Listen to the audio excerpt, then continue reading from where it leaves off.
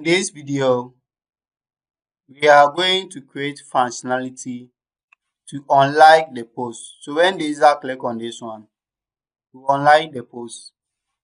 That's the logic that we are going to implement. So before we are going to do it here. So if the user has already liked the post, copy this one from here, then put it here. This one be unlike request.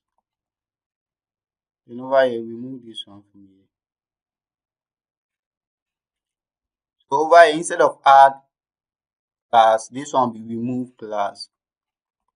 Remove class.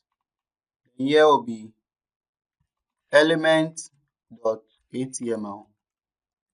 then single string. Then over here, go to your resources, copy everything from here. Over here, just paste it here. Then here will be semicolon, semicolon. Yeah, okay.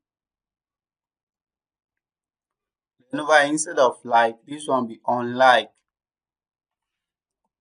Okay, so copy this one from here. Then over here, create a new file over here, then paste it here. Okay, so go to like request and copy everything from here, then paste it here.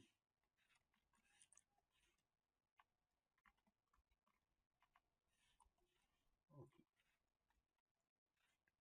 So remove this one from here, we don't need it. Then over here, instead of like, this one be unlike, and over here to the same thing, unlike, here to the same thing, unlike. And here, instead of post like, this one be post unlike, and this one be unlike id. Giving it a meaningful name. This one to be unlike id. Yeah. So this one will be rather like id instead of like id. Then this one to be the same thing like id. Then here to the same thing like id. Okay. So remove this one from here. Okay. So this is what we have. Checking to see whether the user ID is equal to the session ID. Why am I doing this? Because over here, click here and inspect. No, this one. Okay. So click here and inspect. This data attribute, the user can manipulate the value.